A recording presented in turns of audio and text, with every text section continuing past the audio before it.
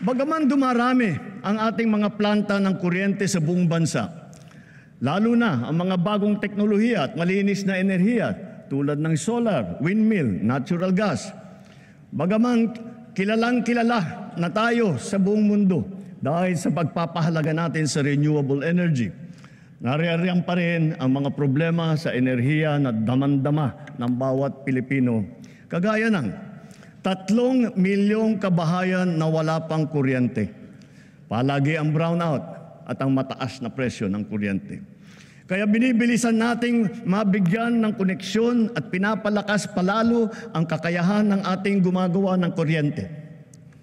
Pagpasok ng administrasyong ito, mahigit 5 milyon ang mga bahay na wala pang kuryente. Sa loob ng 3 taon, 2.5 bahayan ang ating nakabitan na may kuryente na sila. Sa susunod na 3 taon, halos 200 planta ang ating tatapusin. Ito ay may kakayahan magpailaw sa 4 na milyong kabahayan o sa mahigit na 2,000 pabrika o sa halos 7,000 tanggapan at negosyo. Hahabulin at tutuparin ng DOE at NEA ang natatakdang dami ng mga kabahayang makakabitan ng kuryente ngayong taon hanggang 2028. Lalo na sa Quezon, sa Camarines Norte, sa Palawan, sa Masbate, sa Samar, sa Negros Occidental, sa Zamboanga del Sur.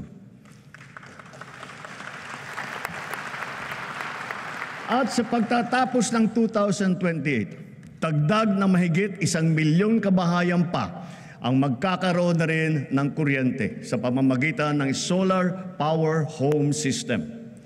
Para lalo pang makatipid ang ating mga kababayan at maipagbili ang anumang sobrang kuryente nila, isusulong na ng Department of Energy ang net metering program at pabibilisin din ng ERC ang proseso ng pag-aproba nito.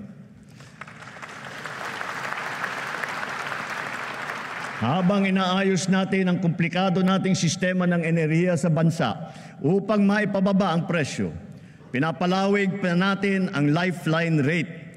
Bukod sa mga miyembro ng 4P, kasama na rin ngayon ang mga pamilyang nasa listahanan na maliit lamang ang kinikita at ang konsumo naman ay hindi lumalampas sa lifeline rate. Hindi ko palalampasin ang nangyari kamakailan sa Siquijor.